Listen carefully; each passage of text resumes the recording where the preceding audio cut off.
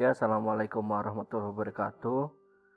Selamat datang di perkuliahan Manajemen Pemasaran pertemuan 3 ya. Oke, sebelum masuk ke penjelasan materi, sudah ada teman kalian yang melakukan presentasi. Silahkan itu nanti ditonton videonya, terus habis itu kalian bisa masuk ke ruang diskusi, kalian bisa melakukan tanya jawab di sana, gitu ya. Sekarang kita masuk ke materinya, inti materi dari pertemuan ketiga ini, yaitu kita akan membahas tentang developing marketing strategies and plan. Jadi kalau melihat dari kata ini ya, ada developing marketing strategies and plan, berarti ini sebenarnya ada dua kegiatan. Kegiatan developing marketing strategies lalu sama membuat developing marketing plan, gitu ya. Jadi pertemuan kita kali ini akan membahas dua ini. Sebenarnya lebih banyak akan membahas tentang business unit strategic planning ya. Karena marketing plan ini nanti akan saya sampaikan bagaimana strukturnya. Ini akan menjadi project mata kuliah kalian gitu ya untuk UAS. UAS-nya kalian berbasis project membuat marketing plan. Karena tujuan dari belajar manajemen pemasaran, kalian harus bisa membuat rancangan pemasaran itu seperti apa gitu ya. Nanti komponennya akan kita bahas di akhir kuliah nanti ini ya, di akhir pertemuan kita hari ini gitu ya. Oke, sekarang kita bahas yang pertama, business unit strategic planning. Kalau ini kan sebenarnya kita mengamati ya dari kata-kata business unit strategic planning, perencanaan strategik untuk bisnis unit, gitu ya. Sekarang kita bahas ini ya dulu, business unit. Sebenarnya apa sih business unit itu? Kenapa ada business unit? Berarti ada bisnis apa lagi? Bisnis grup, bisnis apa gitu ya. Tapi kita bahasnya tentang business unit. Jadi sebenarnya apa sih business unit itu? Business unit ya, itu adalah bagian-bagian gitu ya, bisnis tunggal atau kumpulan bisnis yang berhubungan yang dapat diatur secara terpisah dari perusahaan. Contoh misalnya, kita ambil contoh aja, ada MNC gitu ya, MNC. Itu ada TV-nya, ada asuransinya gitu ya, ada produk lain, mungkin ada banknya juga ya, bank. Lalu yang lain-lain lah, mereka punya gitu. Satu company, yaitu company MNC gitu. Nah, seperti itu. Jadi ada bisnis tunggal atau kumpulan bisnis. Perusahaannya MNC, tetapi kalau ngomongin bisnis unitnya itu adalah bagian-bagian kecil dari perusahaan tersebut. Kalau di sini TV, terus asuransi, perbankan misalnya seperti itu ya. Oke, itu membelah-belah dari perusahaan induk gitu ya. Tapi dibelahnya atau dibaginya itu berdasarkan apa gitu ya. Dibaginya itu berdasarkan harus memiliki kompetitor tersendiri. Maksudnya seperti apa? Gini. Sama-sama MNC misalnya ya. Punya TV. Pesaingnya siapa? Ya paling Indosiar. Terus habis itu Net mungkin. Terus habis itu ada dia Transcorp, Trans gitu ya, Trans TV, Trans itu. Nah, itu pesaingnya untuk di bisnis unit TV atau pertelevisian. Tetapi kalau misalnya untuk asuransi, saingannya bukan perusahaan TV ini karena dia punya persaingan sendiri. Punya persaingan sendiri gitu ya. Jadi meskipun satu perusahaan besar sama, tetapi persaingannya beda. Itu sebabnya kenapa dibagi menjadi sebuah bisnis unit. Ada perusahaan besar dibaginya berdasarkan apa? Berdasarkan pesaingnya, pasarnya sama enggak? Gitu ya. Kalau pasarnya berbeda-beda, berarti sebaiknya dibagi berdasarkan bisnis unit gitu.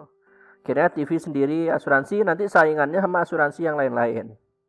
Gitu ya, perbankan ya saingannya sama perbankan yang lain. Gitu.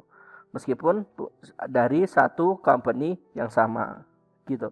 Misalnya ada Honda Motor, ada Honda Mobil. Itu harus dipisah bisnis unitnya. Kenapa? Karena pasarnya mobil, kan lawannya yaitu ya, gitu. Yang lain-lain itu ada Honda, ada Toyota, ada ini gitu ya. Tapi kalau Hondanya motor, beda lagi bisnis unitnya, itu harus dipecah. Karena persaingannya sama Kawasaki gitu ya. Karena Kawasaki nggak bikin mobil gitu ya. Jadi persaingannya tidak sama antara Honda motor dan Honda mobil, seperti itu. Itu sebabnya kenapa diperlukan bisnis unit. Sudah tahu ya bisnis unit? Seperti itu. Sekarang berarti kita bahasnya tentang membuat atau mengembangkan strategik, merencanakan strategik dari sebuah bisnis unit. Ada beberapa proses untuk melakukan ini. Yang pertama, business mission, ya. Selanjutnya nanti ada environmental analysis, stage-nya analysis. Selanjutnya ada formulation stage atau tahap formulasi. Jadi pembuatannya di sini, perencanaannya. Lalu ada action and control. Jadi dilakukan dan dikontrol apakah ini berjalan sesuai dengan perencanaan, seperti itu ya. Jadi ada 4 tahap. Ini memikirkan bagaimana idenya, ide utama. Lalu menganalisis, ada formulation stage atau membuat formulasi planning strategiknya. Lalu di sini melakukan aksinya dan control stage dan pengontrolannya. Seperti itu. Kita mulai dari yang pertama, business mission di tahap main idea gitu ya. Jadi untuk yang pertama, business mission itu kayak gini. Company misalnya ini yang besar ya, MNC-nya yang besar gitu. Memutuskan misalnya, kita di tahun 2020 harus menambah produk. Karena kita mau melakukan ekspansi pasar, kita harus menguasai tahun ini. Contohnya seperti itu, dari pusat mintanya seperti itu. Akhirnya, sebelum masuk ke bisnis unit, dilakukan oleh bisnis unit, para petinggi di bisnis unit itu harus merapatkan, oke, ternyata di pusat itu maunya kita ada produk baru. Produk barunya di TV sama produk barunya di perbankan itu akan berbeda. Gitu ya. Terus habis itu dari produk barunya di perbankan sama produk barunya di yang lini lain itu akan berbeda juga gitu, tidak sama. Itu sebabnya mereka harus mengambil misinya itu apa gitu ya. Lalu spesify sesuai dengan bisnis unit mereka. Bukan berarti semua keputusan yang dari pusat itu langsung diterapkan. Belum tentu, karena kan disesuaikan. Oh ternyata kita pasarnya seperti ini gitu. Sehingga yang perlu dilakukan A, B, C kayak gitu. Itu perencanaan, itu yang dimaksud di planning ini gitu. Seperti itu ya. Sekarang kita masuk selanjutnya, ketika sudah dilakukan spesifikasi misi gitu ya, rencananya sudah sesuai sama business unit. Lalu selanjutnya adalah melakukan environmental analysis di tahap analisis. Jadi sebelum membuat planning harus membuat analisis. Environmental analysis atau analisis lingkungan ada 2, internal environment analysis dan external environment analysis. Seperti itu ya. Ada 2. Untuk yang internal environment ada strength and weakness. Kenapa ini masuk internal? Karena strength dan weakness itu diukurnya dari internal perusahaan gitu ya. Ada perusahaan ngukurnya secara internal. Kekuatan kita, kelemahan kita apa gitu. Jadi kita bisa ngelihatnya ke dalam. Kita nggak bisa ngelihat kekuatan kita keluar. Kita nggak bisa ngelihat kelemahan kita keluar. Kita harus ngelihatnya ke dalam gitu ya. Lalu selanjutnya, kenapa ke opportunity dan threat ini masuk ke external analysis? Karena kesempatan dan ancaman itu datangnya dari luar. Kita tidak bisa menciptakan kesempatan. Kesempatan datang kalau kita mampu secara strength kita ambil. Gitu ya. Lalu kalau threat ini adalah ancaman. Ancaman juga datangnya dari luar, dari pesaing gitu ya. Oke, pesaing nyerang gini. Kalau itu adalah weakness kita harus antisipasi. Nah, berarti kan ada dua analisis ya, analisis ke dalam dan analisis keluar gitu. Oke, kita bahas yang eksternal dulu di sini ya. Ada threat, ada opportunity, matriksnya seperti ini. Silakan nanti dibaca, gitu ya. Lalu ini juga ada matriksnya seperti ini untuk opportunity. Seperti itu. Selanjutnya ini untuk strength and weakness. Kalau strength and weakness ini saling berkaitan. Misalnya gini ya. Ketika produk quality kita rendah di sini, otomatis kita nggak kuat untuk produk quality karena kita weakness, gitu ya. Itu sebabnya kenapa strength and weakness ini biasanya dia kan saling bertolak belakang gini. Oke, misalnya quality-nya rendah, tapi economic of scale kita bisa aja tinggi, gitu ya. Seperti itu. Berarti kita kuat terhadap sesuatu, tapi juga mungkin punya kelemahan sesuatu, gitu. Sehingga maksud dari internal environmental analysis di sini, kalian melakukan analisis ke dalam perusahaan, melihat mereka kekuatannya apa, kelemahannya apa, gitu ya. Kalau ada kekuatan, maka dimaksimalkan kekuatan. Kalau misalnya ada weakness, itu bisa diantisipasi kelemahannya, seperti itu. Selanjutnya, masuk ke tahap yang ketiga, yaitu di tahap formulasi. Ada 3 agenda di dalam tahap formulasi. Yang pertama adalah membuat goal. Buat tujuan dulu. Oke. Pertama buat tujuan. Kriteria perumusan goal. Tujuan itu harus disusun dari yang paling penting dan saling berkaitan. Jadi kalau kalian bikin list goal, harusnya yang di atas sendiri itu adalah yang paling penting. Dan yang selanjutnya itu adalah yang ada hubungannya dari nomor 1 ke nomor 2. Misalnya tujuannya sama atau berjalannya sama. Jadi sekalian gitu ya. Itu tujuannya biar bisa dapat. Kedua, goal itu harus bentuknya kuantitatif. Kita nggak bisa bilang kita harus mengalami peningkatan profit tahun 2020. Seberapa peningkatnya? 1% meningkat, 2% meningkat. Kalau misalnya diminta 10% ya berarti 10%, seperti itu. Harus kuantitatif. Selanjutnya goal itu harus realistik ya. Namanya harus realistik. Jadi kalau kita biasanya berapa, bisa 10 ya kita bisa netapin goal mungkin ya 11, 12 buat memacu gitu ya. Tapi kalau kita 50 itu kurang realistik. Jadi kesannya kita gagal untuk melakukan goal tersebut. Selanjutnya, goal itu harus konsisten. Jadi ketika sudah ditetapkan, gitu ya, konsisten arahnya. Mungkin saja mengalami perubahan, tetapi secara tujuannya itu dia akan konsisten, gitu ya. Jadi misalnya peningkatan jumlah produk kita seperti itu. Konsisten, harus konsisten, tetapi mungkin aja jumlahnya pertama kita 2 gitu ya. Tapi ternyata untuk mencapai 2 itu sangat mudah gitu. Kita masih punya source lebih. Ya udah kita tambah 3, 4, 5. Itu dia berubah goalnya tetapi arahnya tetap gitu ya. Seperti itu. Lalu yang kedua ketika sudah goal, udah dapat goalnya, udah bikin list goalnya ya.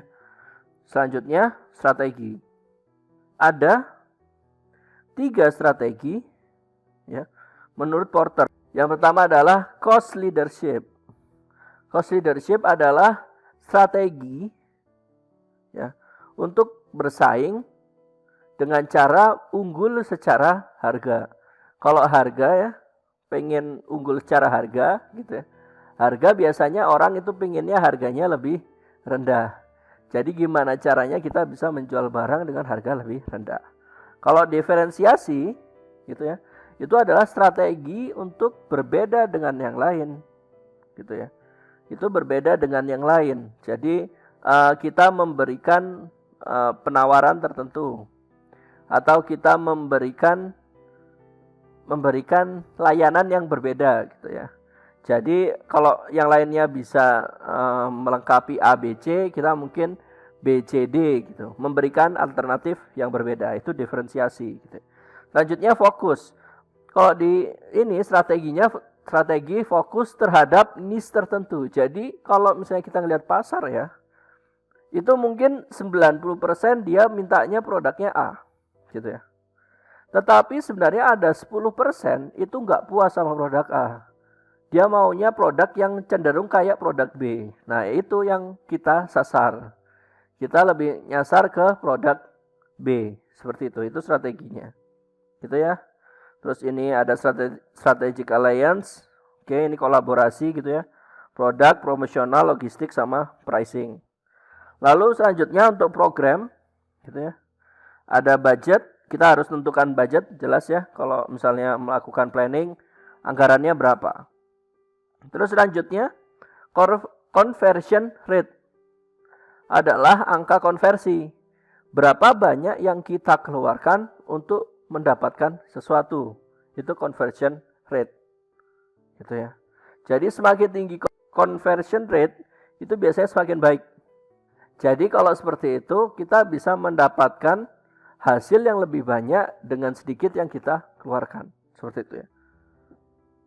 Selanjutnya, cost method. Jadi metode biayanya itu juga direncanakan. Misalnya, oke, kita melakukan pembeliannya itu secara bertahap. Kenapa? Ya biar bebannya rata. Kita nggak bisa beli semua di awal gitu ya. Mungkin belinya bulan kedua, terus habis selanjutnya bulan keempat, terus bulan keenam. Itu dilakukan secara bertahap. Oke, begitu sudah formulasinya udah ketemu nih. Udah tahu goalnya seperti apa, udah tahu strateginya seperti apa, udah tahu budgetingnya seperti apa. Ketika sudah, lalu di tahap yang terakhir adalah action and control. Gitu ya. Di action and control, tahap ini ada implementation sama feedback and control. Jadi implementation itu adalah aktivitas yang dilakukan untuk menerapkan apa yang telah kita rencanakan tadi, yang sudah kita planning gitu ya. Pertama, bagi program menjadi beberapa langkah. Jadi kalau misalnya saya tujuannya ke satu tempat gitu ya. Pertama belok kanan. Pertama ke perempatan, habis ke perempatan nanti belok kanan. Terus nanti ketemu pertigaan, belok kiri, kayak gitu ya. Akhirnya dipecah-pecah menjadi beberapa langkah. Itu lebih mudah daripada kita cuma bilang, ayo kita ke tempat A, kayak gitu. Seperti itu. Selanjutnya, tentukan penanggung jawab setiap langkah. Jadi setiap tahap-tahap ini tadi ada namanya PIC-nya gitu ya, penanggung jawabnya. Mereka harus bertanggung jawab untuk langkah itu aja. Begitu sudah sampai perempatan, oke, tugasnya dia selesai. Selanjutnya nanti di poin kedua mereka sudah selesai gitu ya. Nah, seperti itu tahapannya. Oke, selanjutnya harus menentukan indikator of success untuk setiap langkah. Maksudnya di sini, dalam melakukan implementasi kita harus menentukan sebuah strategi itu dikatakan berhasil jika gitu ya. Jadi misalnya kita berhasil membuat produk jika gitu. Jika apa? Jika produknya telah rancangannya bisa dilakukan produksi massal contohnya gitu ya. Atau kita sukses membuat produk jika produk kita laku terjual. Nah, kan gitu ya. Laku terjual sekian buah gitu dalam 1 tahun. Nah, kan di situ jelas indikator of suksesnya. Jadi ketika tidak nyampe ke sana berarti tidak sukses. Kalau misalnya mendekati ke situ berarti hampir sukses gitu ya. Tapi kalau melebihi berarti udah bisa dikatakan sukses. Berarti kan dia harus ada indikator of suksesnya di dalam tahap tersebut. Selanjutnya ketika sudah melakukan implementasi, melakukan feedback and control. Pertahankan dan tingkatkan langkah yang memenuhi indikator of success. Jadi ketika sudah nih implementasi ya, sudah jalan dari sini, tahap 1 benar, tahap 2 gini ya. Tapi ternyata di tahap 2 dia terlambat, entah kenapa ya, macet contohnya. Berarti ini review dan ubah langkah yang tidak memenuhi indikator of success. Jadi yang memenuhi pertahankan. Berarti benar kalau kita ke perempatan depan lewatnya sini aja gitu. Tapi ternyata menuju ke pertigaan yang kedua gitu ya. Kita terlambat. Kenapa? Situ macet. Berarti harus kita review. Macetnya kenapa? Kalau misalnya, oh iya ya ternyata di sini jalannya lebih sempit, jadi orang lebih pelan-pelan. Kalau gitu ubah langkahnya. Oke, kalau gitu nanti nggak lewat situ, mungkin kita bisa lewat jalan yang lain, gitu ya. Karena dia tidak memenuhi indikator of success yang telah kita tentukan di sini ya, di implementation. Seperti itu. Jadi itu tahap-tahapnya, mulai dari tadi pusat ya, di pusat dia memutuskan apa, terus habis itu kita harus spesifikasikan, terus habis itu kita analisis posisi kita, terus kita merencanakan atau memformulasi hingga menerapkan serta ini ya, feedback and control atau mengecek gitu. Oke. Karena di situ sudah business unit strategic planningnya, sekarang masuk yang kedua. Ini akan menjadi proyek kalian atau tugas akhir kalian di mata kuliah ini gitu ya. Namanya mata kuliah manajemen pemasaran, harusnya kalian bisa melakukan perencanaan atau perancangan pemasaran secara manajerial gitu ya. Seperti itu. Ada beberapa poin, ada beberapa sub gitu ya, yang biasanya tertulis pada marketing plan. Oke, kalau secara definitifnya, marketing plan adalah dokumen tertulis tentang apa yang dipelajari oleh marketer dari pasar dan rencana perusahaan untuk mencapai tujuan pemasaran. Ada apa yang di sini ya, ada kata apa yang telah dipelajari oleh marketer, kalian marketer. Terus habis itu dan rencana perusahaan. Berarti harus ada analisisnya yang telah dipelajari, gitu ya. Ini masuk di analisis. Terus rencana perusahaan untuk mencapai tujuan pemasaran. Ini strateginya. Gitu. Jadi pertama nanti kalian akan saya ingatkan lagi ini untuk tugasnya di saat setelah UTS. Karena mulai setelah UTS kalian sudah bisa mengajukan judul, terus kalian juga boleh mulai mencicil gitu ya. Mencicil tugasnya. Jadi executive summary di sini itu berisi tentang background produknya seperti apa, company profile-nya seperti apa gitu ya, jasanya ngapain, bisnisnya ngapain, oke. Itu buat background aja kayak latar belakang gitu ya. Terus selanjutnya situational analysis, ada market summary, SWOT analysis gitu ya, competition, product offering gitu. Nah, terus di sini marketing strateginya ini baru analisisnya nanti kalian akan pelajari seiring perkuliahan ini. Selanjutnya ada financial projection. Kalau di sini kan yang namanya langkah atau perencanaan itu ada seperti tadi ya dikatakan harus ada budgetingnya. Jadi kira-kira habisnya berapa gitu aja. Terus lalu terakhir adalah implementation. Jadi nanti implementasinya PIC-nya siapa, terus habis itu kontrolnya seperti apa. Kan barusan sudah saya jelaskan juga ya. Oke, seperti itu. Itu materi kita untuk perkuliahan hari ini. Oke, sekarang kita masuk ke pembahasan tugas ya. Tugas. Untuk supaya saya tahu sampai mana kalian memahami untuk SWOT analysis ya. Untuk SWOT analysis saja, jadi analisisnya tadi ada banyak ya, tapi SWOT analysis saja. Oke, tugasnya kelompok gitu ya. Tugasnya kelompok aja. Kelompok, terus habis gitu ya, tugas kelompok. Silakan kalian pilih satu perusahaan gitu ya, kelompok nggak boleh sama di dalam satu offering. Terus habis gitu kalian analisis SWOT-nya. SWOT analisis saja. Jadi strength-nya apa, weakness-nya apa, opportunity-nya apa, threat-nya apa gitu.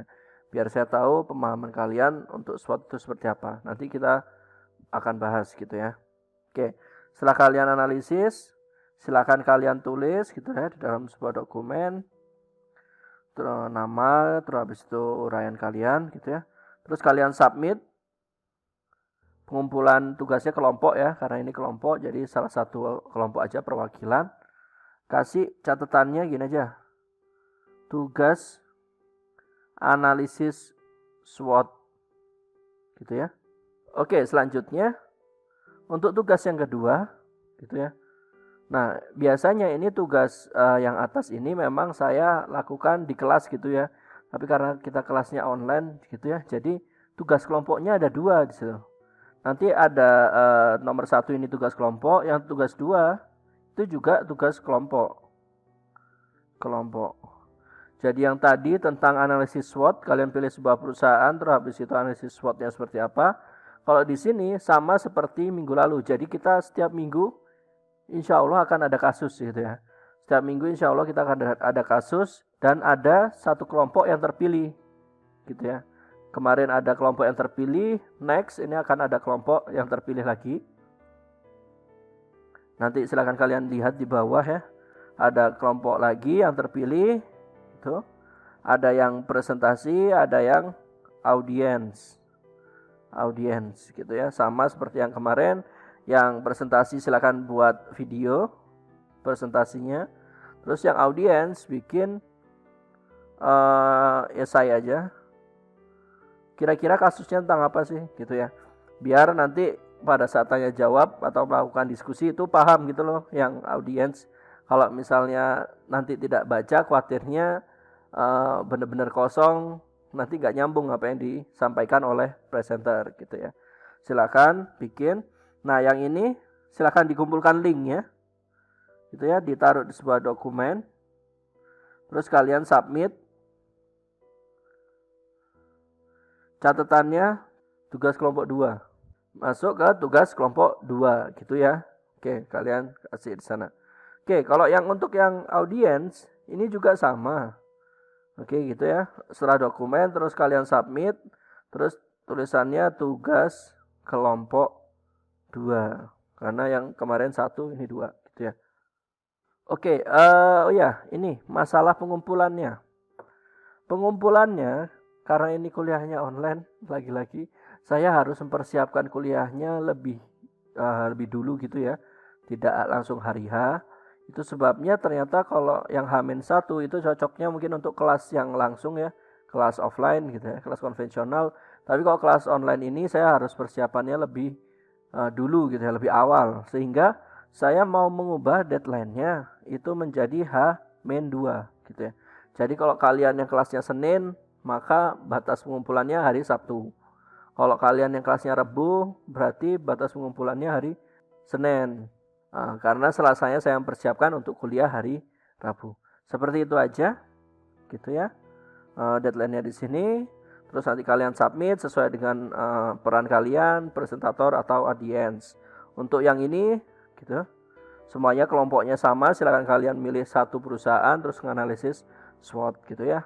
Oke, gitu aja. Saya dapat akhiri. Terima kasih. Wassalamualaikum warahmatullahi wabarakatuh. Jangan lupa absen.